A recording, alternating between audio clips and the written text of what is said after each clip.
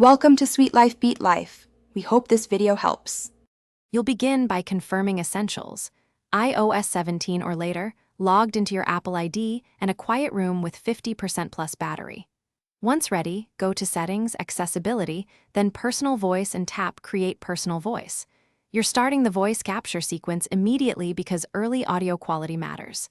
Speak naturally, don't whisper. The system prompts short phrases so the model learns cadence and tone. This first phase builds the dataset that will let Siri mimic you accurately. So focus on clarity and now you move through the detailed capture. You'll read a series of phrases, typically over 150, so pace yourself and stay consistent. This gives coverage for different phonetics. Make sure you hold the device about 6 to 12 inches away, avoid background noise, and don't wear headphones. If a line clips or sounds odd, re-record just that line. The app lets you retry.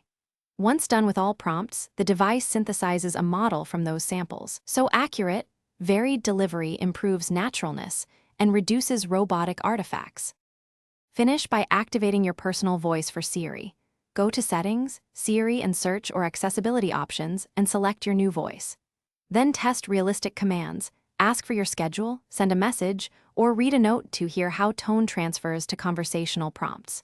If responses sound off, re-record sections or adjust speaking pace. Sometimes an iOS update or microphone permission reset fixes glitches. If Siri won't use the voice, sign out and back into iCloud or update the OS. Then retry the creation process. Thanks for watching. Consider subscribing if we helped you.